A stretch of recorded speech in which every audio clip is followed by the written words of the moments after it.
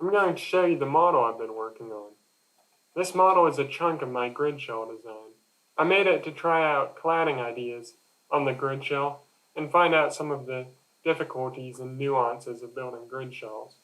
So unlike my full Gridshell design where it connects to the ground, for my model I had to build a frame to make it on.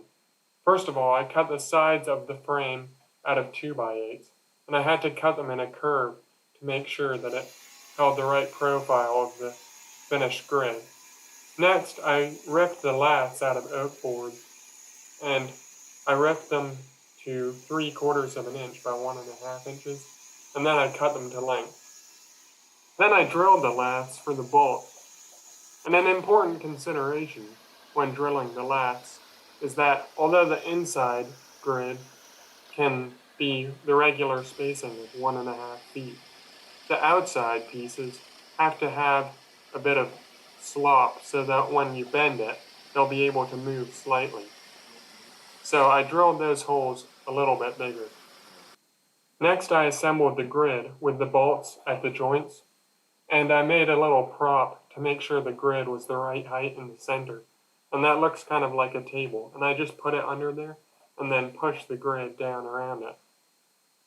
And then I put the grid on the frame and on top of the prop and started clamping it down. But unexpectedly, it lifted the frame in the air. So the frame was floating around the prop because it wasn't heavy enough to pull it down. So I tried to weight it down, but even that didn't help. So then I brought it outside, and I found some sandbags to put on the corners, and I soaked it with a hose for a whole day, probably about 10 times. The next day it was fully flexed into the right shape, so we started screwing the edges of the grid down onto the frame. And then next we screwed in shear blocks to join together the 2 layers of the grid. And these shear blocks are really important because they increase the stiffness of the grid by a lot because they stop any movement between the 2 layers of the grid. The last step in finishing the Gridshell was to clamp all the joints by tightening the bolts. And after I finished clamping them, I could remove the sandbags and the prop from the middle, and it was done.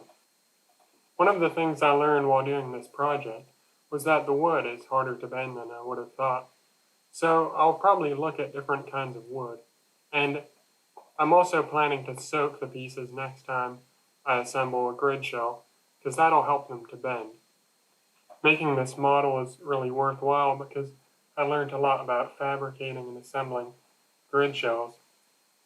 And I'm going to learn more by using it to try different cladding options and window options. I also want to give a shout out to my kind brother who helped me a lot in building this structure.